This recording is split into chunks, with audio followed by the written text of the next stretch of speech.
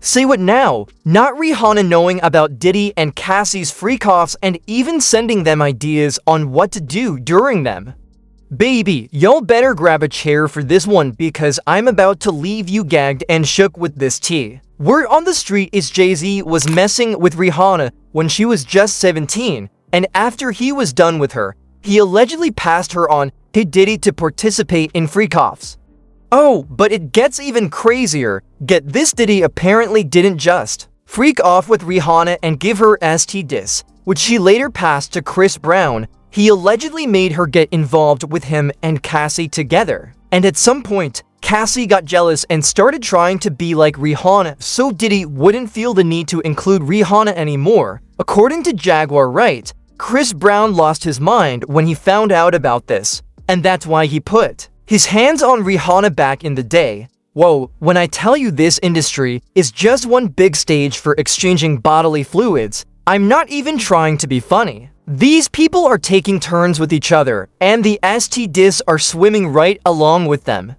And if y'all remember, there were rumors going around back in the day that Jay-Z allegedly manipulated Rihanna into a sugar daddy sugar baby relationship. Before signing her to Def Jam, this tea was originally spilled by her publicist at the time, who claimed Jay promised her a record deal. At the time, Rihanna was still an immigrant, and Jay-Z was the president of Def Jam. So he had the power to either make or break Rihanna's career, and she needed that platform to kickstart her career and stay in the US, so she had no choice but to allow him to have his way with her. It got worse when Rihanna herself admitted that Jay-Z locked her in his office until 3 a.m. against her will to sign that record deal.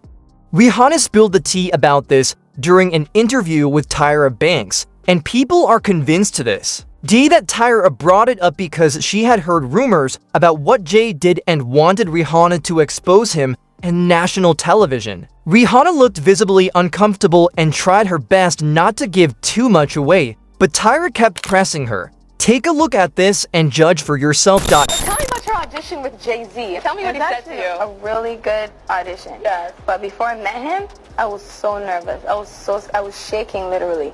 But the moment I walked into the office, the atmosphere was so warm and welcoming. And you had to sing a cappella for him? Yes, I had to sing. I sang Pon de Replay. I sang another ballad from the album last time. Yeah. So then what did he say to you? He said something to you. Oh yes, he said, we don't sign songs here, we sign artists. And there was this little pause, and I was nervous. But then he said, and we're interested. And there was this sudden feel of relief. But then he said something about a window and a door or something. Oh, then he said, he did it one more. I did a lot of homework on you, Miss Lady. He said, there are two ways to leave here, either through the door with the deal sign or through this window, and we're on the 29th floor. So you was like, where's the pen? Where's the paper? I'm signing. Yeah. And I'm sure working with Jay-Z, you've met Beyonce. That's right. How was it like meeting her? I could not speak. Really? Really. That's someone I really looked up to for a long time. And it was after one of my showcases, and he was introducing me to everyone from the label. Then he finally said, okay, one more person. And there she was. And I could not speak.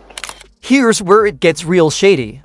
People believe the only reason this whole story got swept under the rug is because Jay-Z used his power to make it disappear before it blew up. And get this, the publicist who originally spilled the tea suddenly came back saying, oh no, it was all just a PR stunt.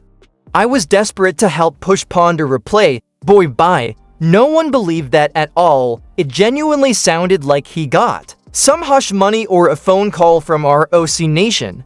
He said at the time, I was reckless and I didn't think it was going to work. I was just throwing spaghetti at the wall to see what would stick. But again, people didn't believe him at all. They felt like Jay-Z had threatened the publicist into taking everything back. These rumors only got worse when Jaguar Wright stepped in and revealed that Jay-Z gave Rihanna an STD, which she then gave to Chris Brown. How long are you guys gonna hold on to Chris Brown beating Rihanna? You know what I'm saying? I don't understand why people keep talking about that. It was forever ago. They were both very young, and he had just had his first herpes outbreak from her giving him the herpes. Ooh, my. Like, how the did you know what I mean? Like people don't understand what happened that night. And that's because Jay-Z worked so hard to change the narrative of that night. Now, Rihanna was only 14, 15 when he started with her and signed to the Def Jam. It's clear to say that the herpes that she had came from the person she had been most involved with, and that was Sean Carter. So here it is. Chris Brown has his first herpes outbreak from his celebrity girlfriend who he was set up with, and it was supposed to be this and it was supposed to be that, and he was there so people wouldn't pay attention to the fact that she was fucking Jay-Z underage. Jay-Z gave her the herpes that she gave to Chris Brown. Now, this is where Jaguar Wright made things even worse because she claimed that apart from Jay messing with Rihanna, he also passed her on Diddy for freak-offs, and that's how she ended up with an STI. Apparently, Chris knew Jay was hooking up with Rihanna, but it was Jay passing her to Diddy and her getting infected with herpes that made Chris lose it. Night, when he had that outbreak and he busted into Clive Davis's house and said, "Where the is this dirty at?" I can't fault him for that. He had this is beautiful, tall, wonderful. Chris Brown, she didn't ruin him. She ruined him at 19 years old. He's got the Jay-Z herpes. Oh. And it's unfair. Because now that's a part of his story. And Rihanna ain't innocent. Because she was in there giving that a job in the coat closet when Chris Brown came in. He said, always sucking something. Now, according to Jaguar Wright, and y'all know she doesn't hold anything back, she said the real reason Chris put his hands on Rihanna that night was because he found out she gave him herpes. Allegedly, that's what triggered him. But wait, it gets even nastier. She also claims that Chris pulled up to Clive Davis's house to confront Rihanna about it, and that's when he allegedly caught her in the act with someone else's manhood. In her mouth, she was allegedly on her knees, going at it. Then he said, "I'm done with you," and he stormed out of Clive Davis's house, got into his very expensive car, and Rihanna chased after him. She gets in the car and started fighting on him because he embarrassed her for calling her a fucking whore and saying in front of everybody that she gave him the herpes at Clive Davis's house the night before the Grammys. She in the car trying to him up. They're speeding on the Pacific Coast Highway, and you know Pacific Coast Highway, very steep. She could have killed the both of them fighting him while he was trying to just get the away from her. Because Lord knows he couldn't get away from the herpes. Oh. And he hit her back. Calm down. My. And all of this is happening while he's doing damn near 100 miles per hour in a sports car on Pacific Coast Highway while he's still trying to register that he is beautiful Chris Brown and his now trash at 19. My. Because he got set up with a that was who gave her herpes. And that's what happened. And people wonder why I speak up for Chris Brown. That's why. And if I'm lying, all of them can sue me, even you, Riri. Jaguar also said Jay and Rihanna decided to switch up the whole story and present a different version of events so the truth wouldn't come out. And then they sat there and Jay-Z and them get on the radio and they talk about that little boy. And then they put together that whole sham and then have him arrested on the red carpet just to make sure America hated him for defending himself against that crazy. I mean, she's pure, and she has all of my respect when it comes to the game. Ooh.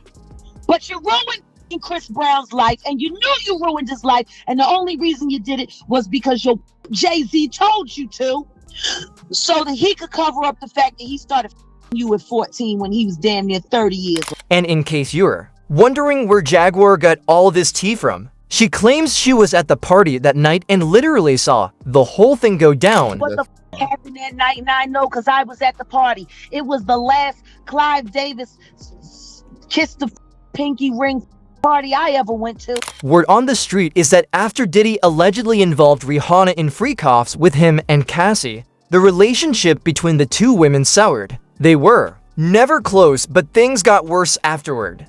In court, texts revealed Cassie sent Diddy explicit photos of Rihanna, something he specifically requested. People now believe it's because Rihanna was allegedly part of those freak-offs.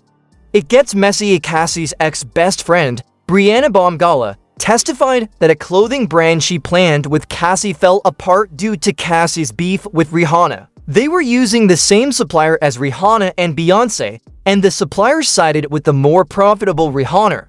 So Cassie was losing both love and money. Meanwhile, Ari hasn't responded to being named in the trial, but fans are speaking out. Some say Jay-Z acts like he's above the law, while others believe Jaguar writes claims, since no lawsuits were ever filed against her. What do you think? Did Rihanna really freak off with Diddy?